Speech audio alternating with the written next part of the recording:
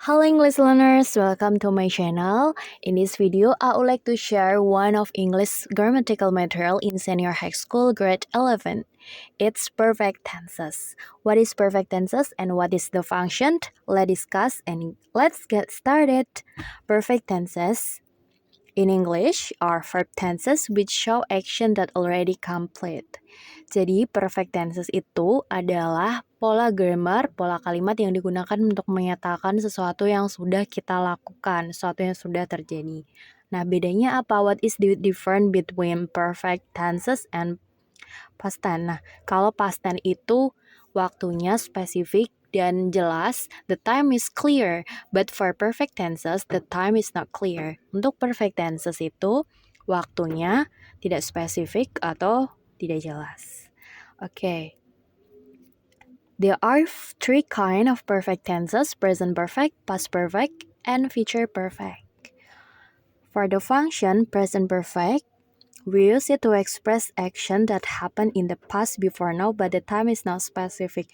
Jadi digunakan untuk menyatakan sesuatu yang sudah terjadi sebelum sekarang tapi waktunya tidak spesifik dan tidak jelas. Untuk past perfect, it used for expressing the situation in the past that come before another situation in the past.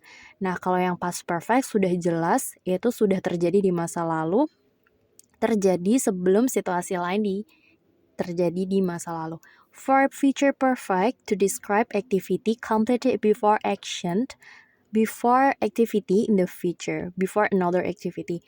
Kalau future perfect ini sudah kita bahas sebelumnya ya. We have learned about future perfect in the previous video. Jadi untuk mengekspresikan, untuk menjelaskan suatu kejadian atau aktivitas sebelum aktivitas lain terjadi di masa depan. Let's discuss about the formula. Untuk formula atau rumus dari perfect tenses, the first is present perfect.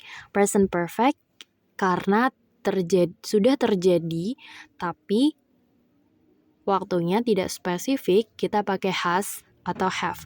Have it means already complete. Have di sini itu artinya sudah ya teman-teman. Nah, the pattern or the formula is subject, has, have, and verb 3 or past participle. Jadi, untuk semua perfect tenses kita pakainya kata kerja bentuk ketiga. Contohnya, she has studied. Studied ini kata kerja ketiga dari study. Nah, karena subjeknya she, pakainya has. Untuk subjek she, he, it, pakainya has. Untuk subjek I, you, we, they, pakainya have. Diingat-ingat ya. Nah, this is one of important tenses in English because it support us to speak English well.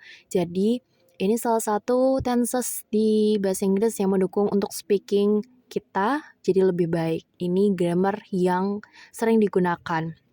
Diingat-ingat rumus dari present perfect yang digunakan to express action that happened in the past before now but the time is not specific.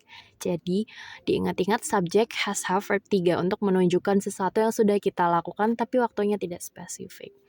Contohnya misalkan saya baru makan tadinya mungkin jamnya tidak saya sebutkan. I have already eaten food. I have already eaten. Aku sudah makan. Jadi itu menyatakan sesuatu yang sudah terjadi waktunya tidak spesifik. And then for past perfect, the formula is subject, had, verb 3. Untuk past perfect kita pakainya had untuk semua subjek. I, you, we, they, she, it semuanya pakai had. For example, she had studied. Verb 3-nya tetap. Nah, untuk future perfect we have already discussed it in the previous video ya. Kita sudah bahas ini sebelumnya. The formula is subject will, have, verb 3. Jadi ada will plus have, akan sudah. She will have studied, dia akan sudah belajar. And then let's look this picture. What is she doing? What is the picture? What is the picture about?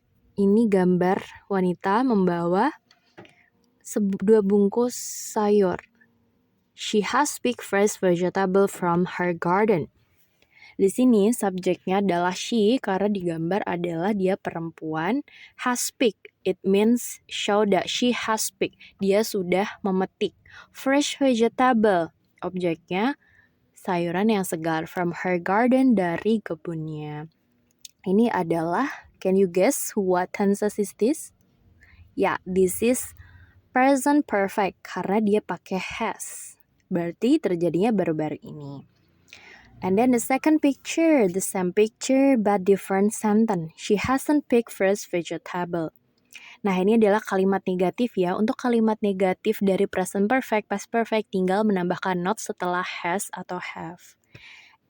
And for interrogative sentence atau kalimat tanya, kita pakai has, have, or had before subject. Jadi tinggal dibalik.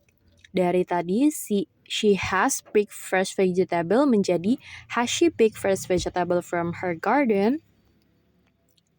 Another example, I have hugged orangutan tightly when I went to Sumatra.